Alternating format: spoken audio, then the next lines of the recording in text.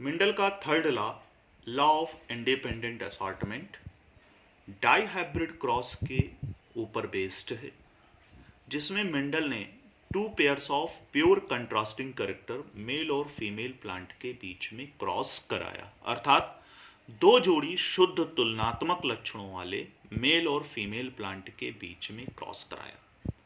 Mendel ने एक plant लिया जिसमें उसके सीड्स का शेप राउंड था और कॉटिलिडन्स यानी बीज पत्रों का कलर रंग येलो था।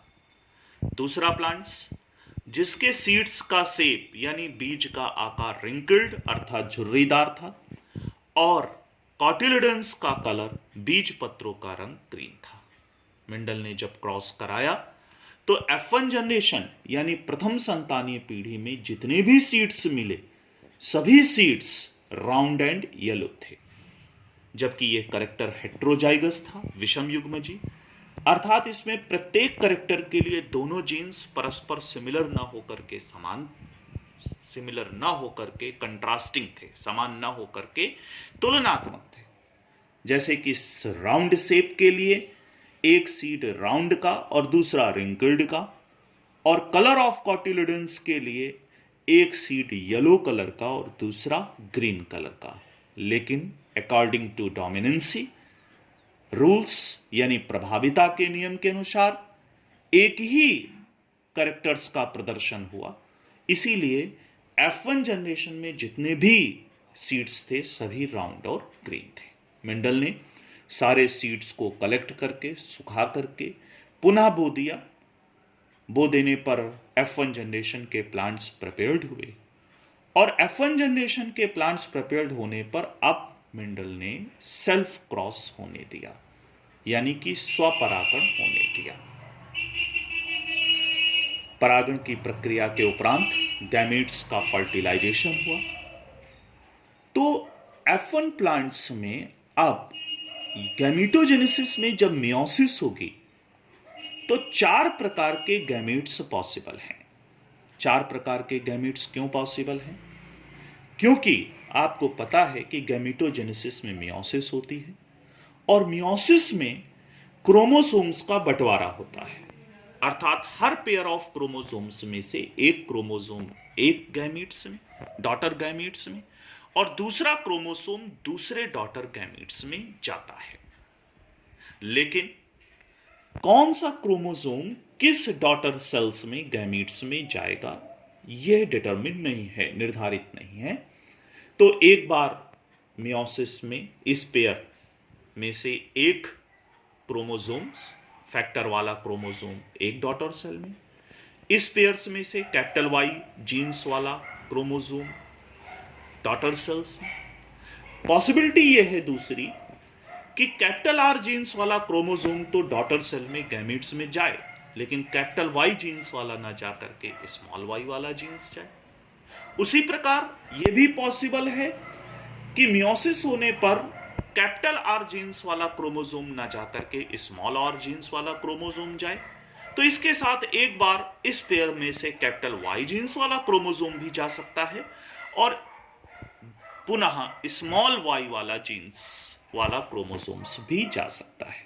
इस प्रकार 4 प्रकार के गैमेट्स बन सकते हैं जेनेटिकल स्ट्रक्चर वाले, जीनोटाइप वाले। अगर 4 प्रकार के, चूंकि पेरेंट सेल का जो जीन स्ट्रक्चर है, जीनोटाइप है, वो एक ही है, एक होने के कारण यदि 4 प्रकार के मेल गैमेट्स बन सकते हैं तो उसी 4 प्रकार के फीमेल गैमेट्स भी बन सकते हैं। गैमेट्स का फॉर्मेशन के उपरांत पॉलिनेशन हुआ, पॉलिनेशन के बाद फर्टिलाइजेशन हुआ। लेकिन अब चूंकि 4 प्रकार के गैमेट्स हैं तो कौन सा मेल गैमेट्स पॉलिन ग्रेन्स, किस प्रकार के फीमेल गैमेट्स कॉर्पेल वाले गाइनोशियम के स्टिग्मा पर जाएगा, यह भी डिटरमिन्ड नहीं है। तो हम प्रत्येक मेल गैमेट का प्रत्येक फीमेल गैमेट्स के बीच में क्रॉस कराएंगे। जैसे male gametes capital R capital Y, अब इसका चारों फीमेल गैमेट से क्रॉस कराना है। क्या? Capital R capital R capital Y capital Y. फिर दूसरा male gamete capital R small Y, तो फिर capital R capital Y small Y. अब आप देख रहे हैं कि ये कैपिटल आर कैपिटल वाई है, तो हमने कैपिटल आर कैपिटल वाई और कैपिटल आर स्मॉल वाई, लेकिन हमने यहां पर कैपिटल वाई पहले लिखा है, स्मॉल वाई बाद में लिखा है। क्यों? क्योंकि डोमिनेंट कैरेक्टर का जीन्स पहले लिखा जाता है और रिसेसिव कैरेक्टर का जीन्स बाद में लिखा जाता है। और येलो कलर का जीन्स डोमिनेंट है, इसीलिए हमने उसको पहले लिखा है, और ग्रीन कलर का जीन्स रिसेसिव है, इसीलिए उसको बाद में लिखा है। तो capital R capital Y small Y, capital R small R capital Y capital Y, capital R small R capital Y small Y. तो ये चारों जो बने जाइगोट, इनसे जो सीड्स बनेगा, उन सीड्स में शेप ऑफ सीड्स से रिलेटेड कैपिटल आर जो कि डोमिनेंट है, जो कि राउंड कलर को रिप्रेजेंट करता है, और कलर ऑफ सीड से कैपिटल वाई जो येलो कलर को रिप्रेजेंट करता है और डोमिनेंट भी है, ये प्रेजेंट होने के कारण ये चारों सीड्स कैसे बनेंगे? Round and yellow. फिर दूसरा फीमेल गैमीट इन चारों मेल गैमीट से क्रॉस किया, क्या हुआ? Capital R capital are. फिर आप देखिए, लिखना चाहिए स्मॉल वाई कैपिटल वाई, लेकिन मैंने लिखा कैपिटल वाई स्मॉल वाई। क्यों? क्योंकि डोमिनेंट कलर करेक्टर का जीन्स पहले और रिसेसिव करेक्टर का जीन्स बाद में लिखते हैं।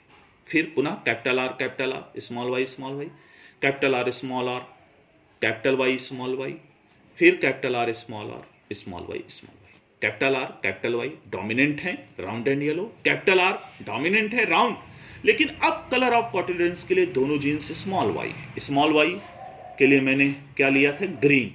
दोनों स्मॉल वाई करेक्टर हैं, होमोजाइगस हैं, रिसेसिव करेक्टर होमोजाइगस होता है तो उसका रिप्रेजेंटेशन होता है ग्रीन, तो राउंड एंड ग्रीन। फिर capital R round capital Y yellow, फिर कैपिटल आर राउंड दोनों स्मॉल वाई ग्रीन।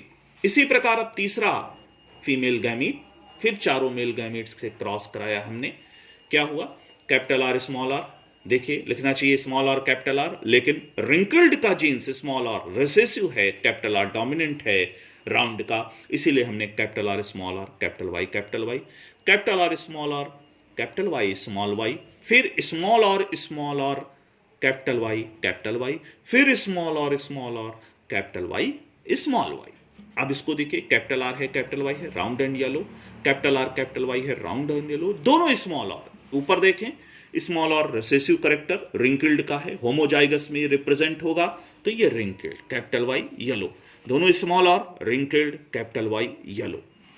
फिर लास्ट फोर्थ फीमेल गैमीट, फिर चारों मेल गैमीट से बार बार क्रॉस करके देखेंगे कौन कौन से? Capital R capital Y capital R small Y small are